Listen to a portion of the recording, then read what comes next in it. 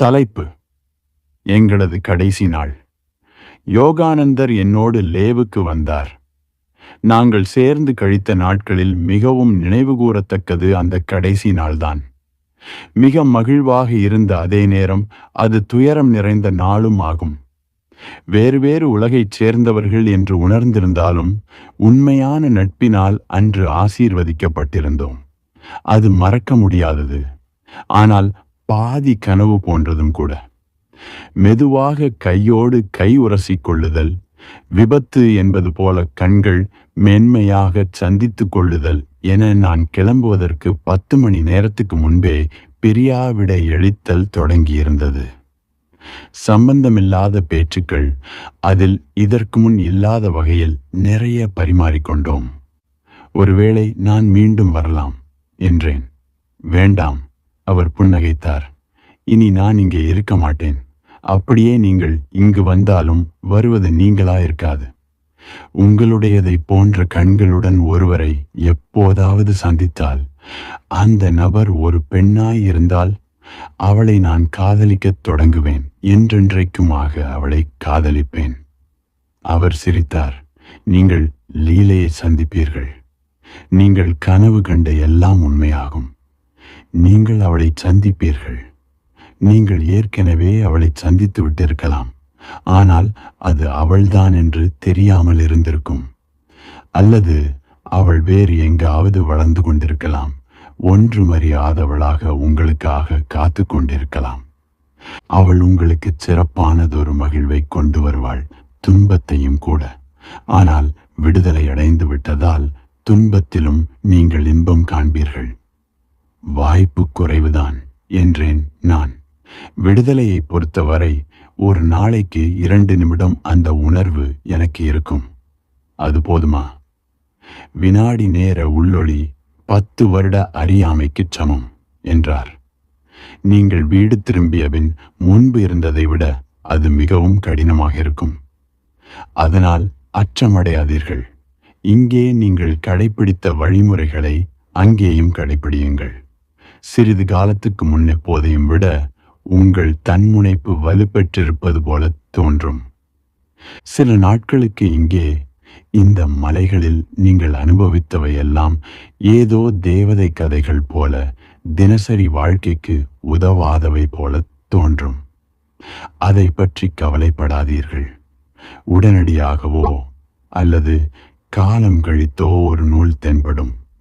உங்கள் வாழ்வில் அதிவெளிச்சம் அமைந்த பகுதிகளை நீங்கள் காண்பீர்கள். அது எங்கிருந்து வருகிறது என்பது உங்களுக்கு தெரியாது. ஆனால் ஒரு நாள் அது இந்த மலைகளில் எங்கோ இருந்துதான் வருகிறது என்பதை உணர்வீர்கள். உண்மையை சொல்ல வேண்டுமென்றால், நேற்றுதான் அந்த பெரிய ரகசியத்தை நான் புரிந்து கொள்ள ஆரம்பித்தேன் என்றேன். நிர்வாணமாக வாழ்ந்தால் நீங்கள் சுதந்திரமாக இருக்கிறீர்கள். உங்களது சுய பிம்பத்தின் ஆடையின்றி இருக்கிறீர்கள். அப்புறம் அங்கே தற்காத்து கொள்ள, மறைக்க, அது குறித்து பொய் சொல்ல அல்லது மிகைப்படுத்தி கூற என்று எதுவும் இல்லை. மணிக்கணக்கான திட்டமிடல், மனத்தாங்கல்கள், உளவியல் அழகு சாதனங்கள் இனியும் தேவையில்லை. என் கையை பிடித்து அழுத்தி, நீங்கள் சொல்வது போலத்தான் என்றார். உங்களது சுயபிம்பத்துக்குள் பொதிந்து கிடக்காமல் வெளிப்படையாக வாழும்போது நீங்கள் சுதந்திரமாக இருக்கிறீர்கள். மற்றவை இயல்பாகவே அதை தொடர்ந்து வரும். விளையாட்டுகள் தேவையில்லை. மற்றவர்கள் உங்களை தங்களது விளையாட்டில் சேர்த்து கொள்ள, உங்களை அவர்களது சுய உறுதிப்பாட்டுக்கு பயன்படுத்தி கொள்ள விரும்புவார்கள். நீங்கள் அதற்கு தடை சொல்ல மாட்டீர்கள். ஏனென்றால் இனியும் உங்களது சொந்த விளையாட்டை நீங்கள் விளையாடுவதில்லை. அடுத்தவரது விளையாட்டை உங்களுடையது போல விளையாட உங்களால் முடியும்.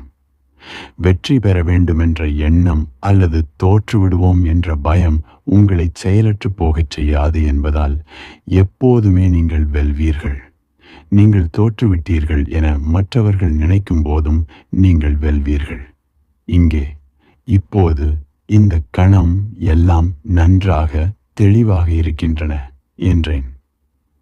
சுதந்திரம் குறித்த கேள்வி இப்போது எனக்கு கிளர்ச்சியூட்டுவதில்லை என்ற அளவில் நான் நிம்மதியாயிருப்பதே சுதந்திரமாயிருக்க இருக்கிறது. எனக்கு கவலை தருகிற ஒரே விஷயம் எனது முந்தைய நாட்களில் நான் எதிர்வினையாற்றி பழகிய சவால்களுடன் என்னை எதிர்கொள்ளவிருக்கும் அந்த உலகத்துக்குள் நான் நுழைந்தவுடனே என்ன நடக்கும் என்பதுதான். உடன் மீண்டும் எனது சுயபிம்பத்தில் அடைக்கலம் தேடுவேனா? எப்போதும் போல எதற்காகவோ அல்லது எதனுடனோ சண்டை செய்வது போல தாக்குதலை தடுக்கவும் எதிர்த்து தாக்கவும் செய்வேனா? நிச்சயம் அது நடக்கும் என்றார். இப்போதும் உண்மையான சண்டை உங்களுக்காக காத்திருக்கிறது. நிஜ போர்க்களத்தில் எப்படி சண்டையிடுவீர்கள் என எனக்கு தெரியாது. நல்ல சீடன் எப்போதும் நல்ல குருவாவதில்லை. அநேகமும் அவன் நல்ல சீடனாகவே இருந்து விடுகிறான். உண்மையில்தான் குரு இல்லை என்று உணர்ந்தவன் குருவாக நடிப்பதற்கு பதில் சீடனாக இருந்து விடுவது மேல். அப்படி நடிப்பது எப்போதும் ஆபத்தானது. அதை உங்களால் தவிர்க்க முடியுமா? எனக்கு தெரியவில்லை என்றேன். எனது தன்முனைப்பு உண்மை என்பது போல எனது தினசரி வாழ்க்கையை நான் வாழ வேண்டும். நான் மற்றவர்களைப் போலத்தான் இருக்கிறேன் என்று நடிக்க வேண்டும். ஆனால் நான் அவர்களிடமிருந்து வேறுபட்டவன் என்ற அறிவை எனக்குள்ளேயே மறைத்து வைக்க வேண்டும். எனது சுயபிம்பம் தேவையில்லாத, ஆனால் கட்டாயம் ஒரு பிம்பத்தை நான் தேர்ந்தெடுக்க வேண்டிய உலகில் என்னால் வாழ முடியுமா எனக்கு தெரியவில்லை. அங்கே நான் சமூக விளையாட்டுகளை விளையாட வேண்டியதில்லை. ஆனால் எப்படியாவது விளையாடிவிட வேண்டும். விரைவிலோ அல்லது காலம் கழித்தோ மீண்டும் எனது சுயபிம்பத்தையும் சமூக விளையாட்டுகளையும் நான் தீவிரமாக மீள எடுத்துக்கொள்ள நேரிடலாம். உங்களுக்கு உதவி தேவைப்படும் என்றார் யோகானந்தர். உங்களது காதலரான தாந்திரீகத்தின் உதவி. அது ஒருபோதும் உங்களுக்கு துரோகம் இழைக்காது. இந்த நாளை எப்படியாவது கடந்தேயாக வேண்டும். இந்த நாளில் வெற்றிகரமாக இருக்க வேண்டும். நல்ல அபிப்பிராயங்களை உருவாக்க வேண்டும். கெடுவாய்ப்புகள் நிகழாமல் இருக்க வேண்டும். குறித்த நேரத்தில் ஒரு வேலையை முடிக்க வேண்டும். நான் நினைப்பது போன்ற ஒரு நபராக நான் இருக்க வேண்டும். கவர்ச்சி மிக்கவன் என்பதற்கு ஆதாரம் திரட்ட வேண்டும். மதிக்கப்படவும் நேசிக்கப்படவும் வேண்டும் என்ற தீவிர உறுதிப்பாட்டுடன் விழிக்கிறீர்கள். உங்களது விசுவாசமிக்க காதலரான தாந்திரீகம் உங்கள் காலை தட்டிவிடும். நீங்கள் முகம் குப்புற விழுந்து வசியப்பட்ட நிலையிலிருந்து மீள்கிறீர்கள். உங்களை தன்முனைப்பு மீண்டும் ஏமாற்றிவிட்டதை உணர்கிறீர்கள். நீங்களும் உங்களது பார்வை கோணமும் ஒன்றுதான், வேறு வேறல்ல என்று நீங்கள் நம்பத் தொடங்குகையில் தன்முனைப்பு உருவாகிறது. தான் உண்மையிலேயே இருக்கிறேன் என்று நிரூபிக்க முயலும் பார்வை கோணமே தன்முனைப்பு. தாந்திரீகம் உங்களை ரயில் பாதையிலிருந்து கீழே தள்ளிவிடும். நீங்கள் வாழ்வின் போக்குவரத்தை மேற்கொள்ளும் கற்பனையான ரயில் பாதை பின்னலமைப்பிலிருந்து உங்களை வெளியே எரிந்துவிடும். ஆனால் தாந்திரீகத்தின் மாபெரும் புதிரீட்டை நீங்கள் மறந்தால்தான் அது வேலை செய்யும். ஒருபோதும் அதை நீங்கள் நினைத்து பார்க்கக்கூடாது. அதை பற்றி நீங்கள் பேசினாலோ எழுதினாலோ விவாதித்தாலோ நீங்கள் தாந்திரீகர் அல்லர். சைக்கிளை ஓட்டும்போது ஒருபோதும் நீங்கள் சமநிலை கோட்பாடுகளை நினைப்பதில்லை. நீங்கள் சைக்கிளை ஓட்டுகிறீர்கள். நடனமாடுவது போல சைக்கிளையும் ஓட்டுகிறீர்கள். நடனமாடுவது போல வாழ்க்கையை வாழ்வதே தாந்திரீகம் என்றேன். பல முறை இதை கேட்டிருக்கிறேன். கேட்க அது நன்றாக இருந்தது. ஆனால் எனது வாழ்க்கையுடன் எப்படி நடனமாடுவது என்று இன்னும் தெரியவில்லை. தாந்திரீகம் ஒரு நடனம் என்கையில் அது லயத்துக்குட்பட்ட இசையோடு சேர்ந்த ஒரு வாழ்க்கையாக எனக்கு தோன்றுகிறது. சரியாக இசைக்க வேண்டுமென கடினமாக முயலும் இசை கலைஞன் தொடர்ந்து இசைப்பதில்லை. நடனத்தின் போது கவனத்தை சிதற விடுபவர் இசை கேடாக ஆடுகிறார். ஒழுங்கு இன்றி தன் இயல்பு இல்லை. ஒழுக்கமின்றி தாந்திரீகம் இல்லை. ஆனால் ஒழுங்கு ஒழுக்கம் இரண்டுமே ஒருவரை அடக்கி ஒடுக்குபவை அல்ல. இசைப்பவர் தனது இசையிலிருந்து விலகிவிட்டார் என்ற எண்ணத்தினால் இவை அடக்கி ஒடுக்குவனவாக மாறுகின்றன. நடனமாடுபவரும் அவரது நடனமும் இரண்டு வேறுபட்ட விஷயங்கள். வாழ்க்கையை வாழ்பவர் அவரது வாழ்க்கையிலிருந்து வேறுபட்டவர். சரியாகச் சொன்னீர்கள். என்னை அவர் பாராட்டினார். வாழ்க்கை ஒரு நடனம். அதனிடம் சரணடைந்து விடுங்கள். நீங்கள் அற்புதமாகவும் இயல்பாகவும் நடனம் ஆடுவீர்கள். அதை எதிர்த்து நின்றாலோ, உங்களது எண்ணத்துக்கேற்ப ஆட நினைத்தாலோ, நீங்கள் கால்களை மிதிக்கிறீர்கள், உங்களுடைய கால்களையும் சேர்த்து என்று அர்த்தம். நீங்கள் அதனோடு சேர்ந்து ஆடாத போது அந்த லயம் உங்களை கீழே தள்ளிவிடும். தாந்திரீகம் என்பது ஒரு நாட்டியம் என்ற விதத்தில் அது குறிக்கோள்கள் இல்லாத வாழ்க்கை எனலாம். அதை வாழ்க்கை என்றும் சொல்ல முடியாது. நிகழ்காலத்தை எதிர்காலத்துக்கு உட்படுத்தினீர்கள் என்றால் வாழ்க்கை ஒரு வார்த்தையாகிவிடுகிறது. அந்த வார்த்தை நடனத்தை போன்றதல்ல. வார்த்தைகள் உள்ளீடற்றவை. உங்களது நிகழ்காலத்தை எதிர்காலம் நீங்கள் அடிமைப்படுத்த அனுமதித்தீர்களானால் உங்களது வாழ்க்கையும் உள்ளீடற்றதாகிவிடும். ஆமாம் என்றேன். வார்த்தைகள் கற்கள். அவற்றை கொண்டு உலகத்தின் சன்னலை உடைக்கிறோம். அதை நொறுங்கிய ஊடுருவி பார்க்க முடியாத திரையாக ஆக்கிவிடுகிறோம். அதனால்தான் வீடு திரும்பியதும் வார்த்தைகளுக்கு என்ன கதாபாத்திரத்தை வழங்குவது என்று மிகுந்த கவலையாயிருக்கிறது. ஒரே நேரத்தில் அவற்றோடும் அவை இல்லாமலும் என்னால் வாழ முடியுமா? அதை பற்றி பேசுகையில் உங்களது இரண்டக நிலையை இன்னும் தீவிரமாக்க இதுவே உகந்த தருணம் என நினைக்கிறேன். நான் பாம்போஷில் காலை உணவு அருந்திக் கொண்டிருக்கும் போது மிகச்சில பேரால் மட்டுமே தொடர்பு கொள்ள முடிந்த சிலர், அவர்களை தொடர்பு கொள்ள முடிந்தவர்களை தொடர்பு கொள்ள முடிந்த ஒரு நண்பர், அவரை நான் சந்திக்கச் சென்றேன். ஒரு மர்ம புன்னகையுடன் என்னுடைய குறிப்பேடுகள் அனைத்தையும், கைப்பற்றப்பட்ட 5 புகைப்படச் சுருள்களில் 3ஐயும் என் கைகளில் திணித்தார். யோகானந்தரே, எல்லையில்லா நன்றியில் நான் உணர்ச்சி பொங்க கத்தினேன். உங்களது விடுதலையின் கதை என்றார். அவை உங்களை பிணைத்த சங்கிலிகள். இதை கொண்டு நீங்கள் செய்யவிருப்பது என்ன? இதை கொண்டு என்ன மாதிரியான கூண்டை நீங்கள் செய்வீர்கள்? எனக்கு தெரியவில்லை என்றேன். நான் செய்யலாம், செய்யாமலும் போகலாம். எல்லாவற்றையும் விவாதிக்க வேண்டும், பகுத்தாய வேண்டும், மீண்டும் ஒரு முறை வாழ்ந்து பார்க்க வேண்டும்.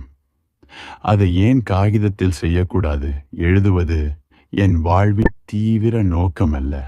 அது நான். எழுத்தும் நானும் ஒருவரே. பிறகு அதை மற்றவர்களும் விவாதிக்க வேண்டும் என்பதற்காக அதை நீங்கள் அச்சிட்டு விநியோகிப்பீர்கள், இல்லையா? ஆமாம், நான் செய்வேன் என்றேன். அதில் எனது நிஜ பெயரை குறிப்பிடாதீர்கள். இரட்டையர்கள் கூட்டமாக என்னை தேடிக்கொண்டு உங்களின் மலைக்கு வருவதை நான் விரும்பவில்லை. என் பெயர் யோகானந்தர் என்று இருக்கட்டும். அப்படியே செய்வதாக உறுதி கூறினேன். சட்டென்று அவர் என்னை தன் நெஞ்சோடு இறுக்கி அணைத்து கொண்டார். பிறகு விலகி ஓரடி பின்னே வைத்தார். அழுங்கள். என் கண்களில் நீரை கண்டபோது சொன்னார், தன்னியல்பாக இருங்கள். இது ஒன்றும் தீவிரமான விளையாட்டு இல்லை. அப்படி நம்புபவர்களை விட நீங்கள் சிறந்தவர் அல்லது மகிழ்வானவர் என்று அதற்கு அர்த்தமில்லை. அவர்களும் விளையாடுகிறார்கள். ஆனால் அது பற்றிய பிரக்ஞையின்றி அவர்களது ஆட்டம் மிக ஆபத்தானது. உங்களது சுதந்திரத்தின் உண்மையான நோக்கம் என்னவென்றால், அவர்கள் கீழே விழும்போது நீங்கள் உதவ வேண்டும். நீங்களே கால் நழுவி தரையில் விழுந்து கிடக்கையில் உங்களுக்கும் உதவி கொள்ள வேண்டும். எதிர்பாராத விதத்தில் நீங்கள் வழுக்கி விழலாம். அந்த கணத்தை முன்கூற வழியே இல்லை. உலகம் மாயத் தோற்றங்களால் ஆன ஒரு இடம். கொள்ளைக்காரர்கள் காவல்துறையினரைப் போல வேடமிட்டு கொள்ளைக்காரர்களைப் போல வேடமிட்டிருக்கும் காவல்துறையினரோடு சண்டை செய்யும் இடம். மாயை எங்கு தொடங்குகிறது? யதார்த்தம் எங்கு முடிகிறது? நீங்கள் தாந்திரீகராக விளங்கும் இடம் அப்படியொன்று இல்லை என்று சொல்லும் அளவுக்கு மிகச்சிறியது. ஆனால் அது இருக்கிறது. உங்களால் தாந்திரீகராக வாழ முடியும். தாந்திரீகராக வாழ வேண்டும் என்று நீங்கள் நினைக்காத வரை நீங்கள் தாந்திரீகராக வாழ முடியும். இதை சொல்லிவிட்டு அவர் திரும்பி சாலையில் இறங்கி நடந்தார். ஒரு மின்னலைப் போல என் வாழ்வின் மீது விழுந்த ஞான ஆசானை, என் மனதில் உணரத்தக்க மந்திரம் போன்ற ஒரு சக்தியை எனக்கு பரிசளித்துச் செல்பவரை இனி ஒருபோதும் நான் பார்க்க முடியாது என்பதை நன்றாக உணர்ந்தவனாக கண்களால் அவரை பின்தொடர்ந்தேன். மர்மமோ இயற்கையை மீறிய விஷயமோ இல்லை. அது நான் விலகி நின்ற உலகிடம் மீண்டும் திரும்புவதற்கானதும் அந்த உலகை எனக்குள் அனுமதிப்பதற்குமான ஒரு அழைப்பு. தீர்க்கப்பட முடியாத சூழல் என்று எதுவுமே இல்லை என்ற அறிவே எனது பலம். ஒவ்வொரு கணமும் விடை காண முடிந்த புதிராக நானும் இருக்கிறேன் என்பதே அதன் அர்த்தம். முதுகுப்பையுடனும் இன்னும் சில பொருட்களுடனும் அந்த சிறிய விமான நிலையத்தை நோக்கி நடந்தேன். இனி ஒரு ஜென் பௌத்த குரு ஞானம் அடைந்தார்.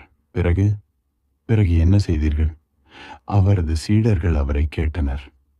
நான் ஒரு கோப்பை தேநீர் கொண்டு வரச் சொன்னேன். வேறென்ன அவர் செய்திருக்க முடியும்? உலகை தலைகீழாக்கினால் மீண்டும் அது நேராக நிற்கிறது. ஒரு கோப்பை தேநீர். அங்கே தேநீரகத்தில் சொல்லிவிட்டு நான் கை கடிகாரத்தை பார்த்தேன். அது இன்னும் 10 நிமிடங்களில் பயணிகள் விமானத்தில் ஏறுவது தொடங்கும் என்றது. கடிகாரத்தை அவிழ்த்து வியப்பு மேலிட பார்த்த தேநீர் விற்பனையாளரிடம் கொடுத்தேன். புதுப்பிக்கப்பட்ட, ஆனால் இப்போது பகுதி நேரம் மட்டுமே தன்முனைப்பாளனாக இருக்கும் நான் வீடு திரும்பியதும் புதிய கை கடிகாரம் வாங்க வேண்டியிருக்கும் என்பது தெரிந்தே அதை செய்தேன்.